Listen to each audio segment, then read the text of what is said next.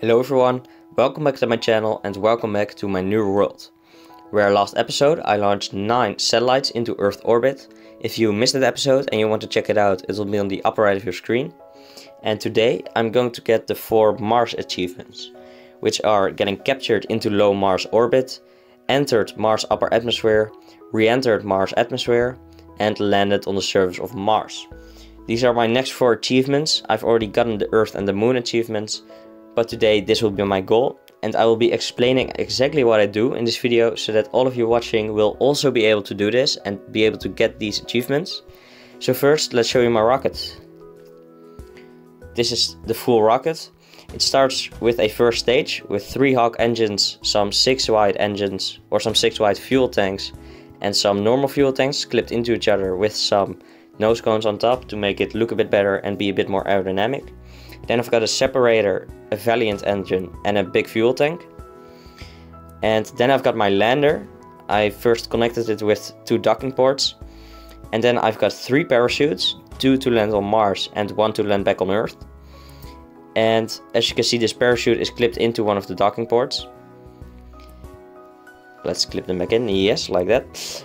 And then I have a heat shield to re-enter in Earth, of course.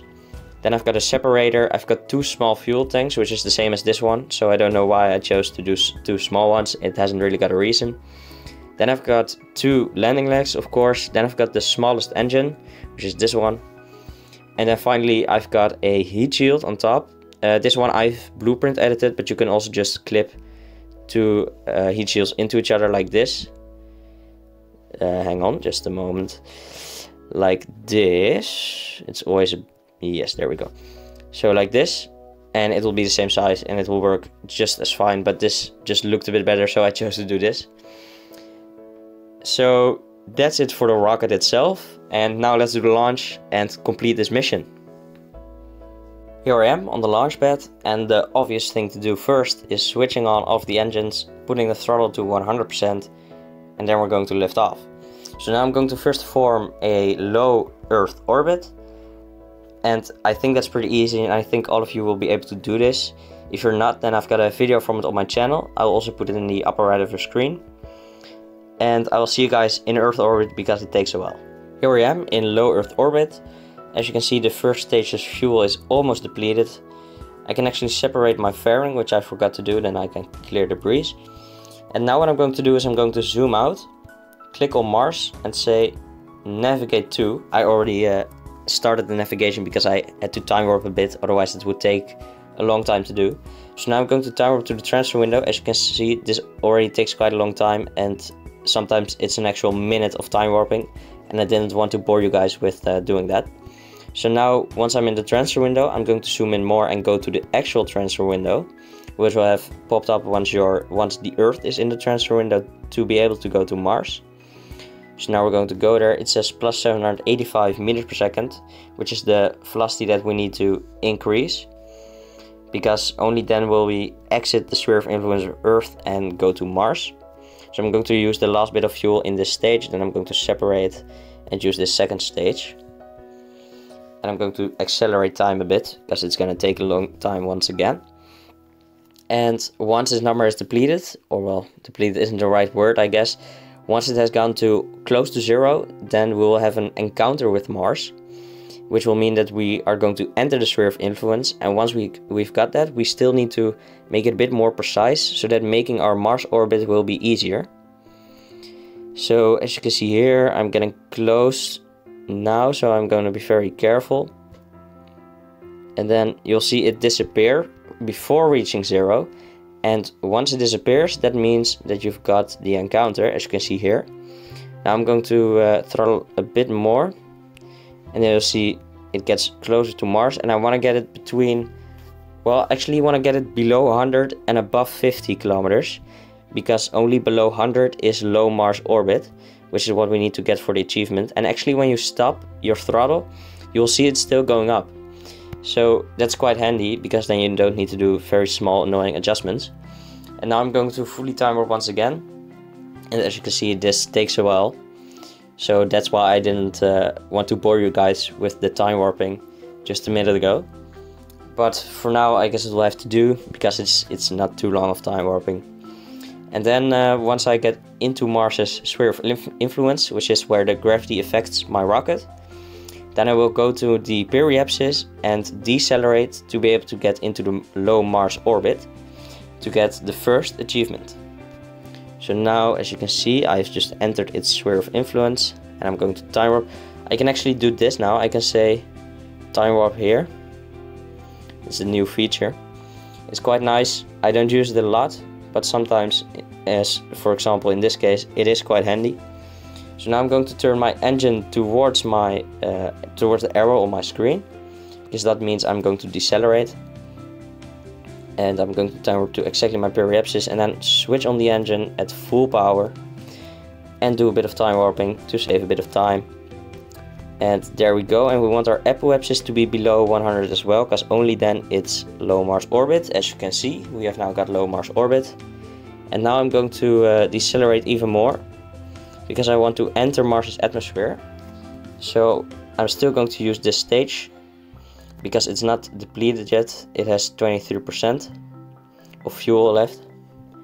And I'm going to get quite a mellow angle into Mars's atmosphere, because it doesn't slow us down a lot, Mars's atmosphere, because it's very thin. But still we need to be below 450 meters per second, otherwise we can't deploy our parachute. That's one of the rules they've put for Mars. So I can actually use this second stage to slow down some more before I enter the atmosphere.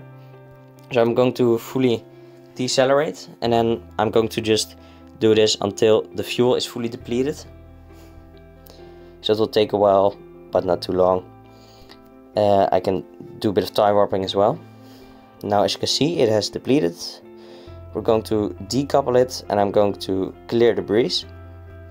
Now I'm going to point this heat shield towards the arrow on my screen, because of course the heat will be coming from that way, since I'm entering that way. So now I can do a bit of time warping. As you can see, I'm at 390 meters per second, which is good, because as I said before, I need to be below 450 to deploy my parachutes. And at Mars you can only deploy your parachute below 4.5 kilometers. So you will see soon how that will be done. You need to deploy the 2 parachutes sticking out of the side in just a while. As you can see, I am below 450 now, but because of the friction it will decrease once again. Then I'm going to actually stop time warping, and I can now deploy my parachutes. And as you can see, I got a bit of heat on my landing leg, but it's gonna be fine. It won't burn and explode. Now I'm at 1500 meters. I can deploy my landing legs, and I can explode the heat shield. I can separate the heat shield. It will fall off as soon as my parachutes fully deploy. There they go. And then when I land, I'm actually gonna need to use a bit of my engine, which isn't turned on yet.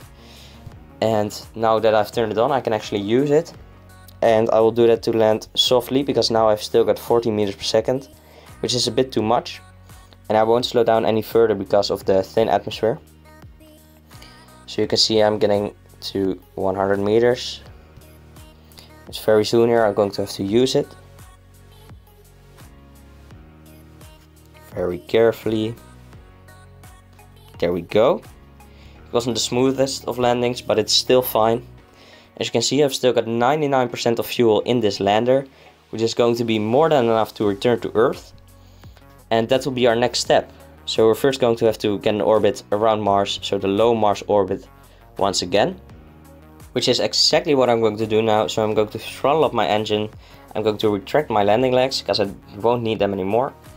And now I will look at this map to see where I am going and to form my new orbit. Once again, this is very easy. It's just the same as on Earth, except even easier, because there's less gravity on Mars and less of an atmosphere. So it costs less fuel as well.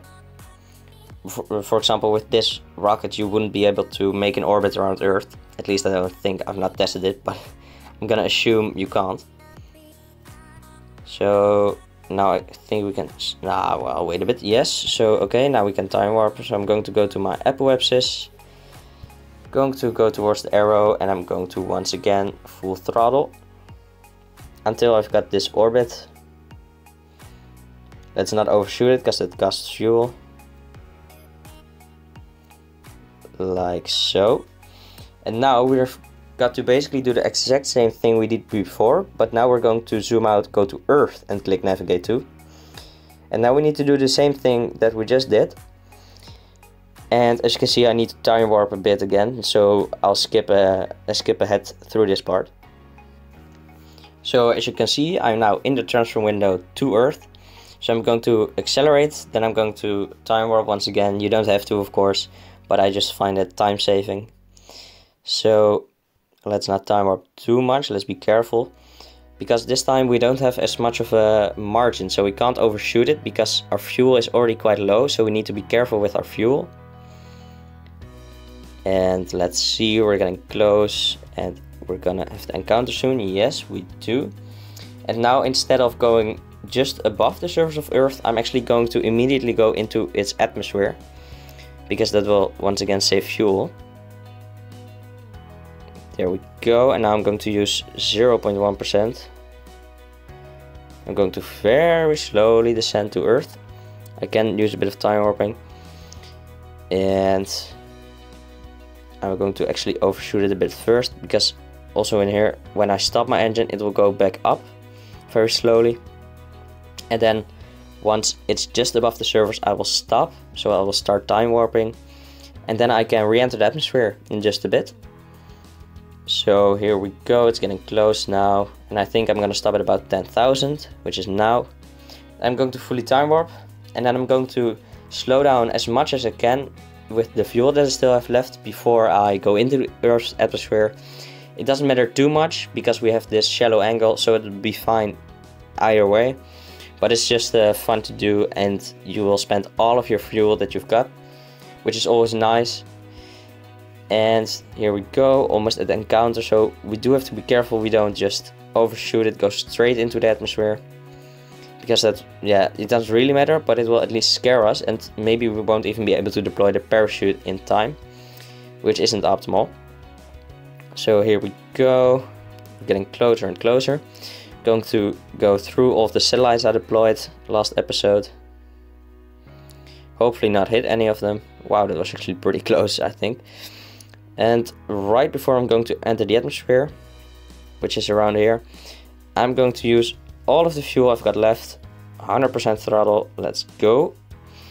It's going to, well, use all my fuel. Quite logical. And almost there. Of course, its engine is pretty efficient. And there it is. Okay, so now I'm going to detach my capsule a bit sideways so that I don't hit it on re-entry. And as you can see, I've immediately re-entered the atmosphere. I've got a lot of speed, 2300 meters per second. So I will get a lot of heat and a lot of fire around my rocket. But the heat shield will survive, so it will all be fine, and we'll be able to do a safe landing and be able to deploy our parachute below 2500 meters. But I think I'm going to deploy it a bit lower because that saves time once again. Here we go. I've already went through the hardest part of the re-entry, so my heat is already going down once again. I'm at 5000 meters and I'm soon going to be able to deploy my parachute. So I'm going to do that at, I think, 1000 meters or something, maybe even 750. There we go. Now it's gonna slow us down, and then it's gonna fully open, so it's gonna slow us down even more. We can then detach our heat shield, which we still have on our rocket. It's gonna explode on impact. And now we've got 70 meters, 50 meters until landing. 25, 20, 15, 10, touchdown. So now we have landed back on Earth after doing all of the Mars achievements. So we're going to click recover. It will say all of the things that we have done. Recover and exit to Space Center. And now we see that I've got 14 out of 22 achievements. And all of the Mars achievements are completed. So we've done all of these things today. We've captured into low Mars orbit, entered Mars atmosphere, re-entered Mars atmosphere, and landed on the surface of Mars. And hopefully, using this tutorial, you will be able to do this too. Of course, this was also just a bit of fun for me in my new world, because I'm going to get all of these achievements in the future. If you don't want to miss those videos, then please subscribe to my channel. And if you enjoyed this video and if it was helpful to you, then please also give this video a like. And then I hope to see you on the next video. So thanks for watching and bye bye.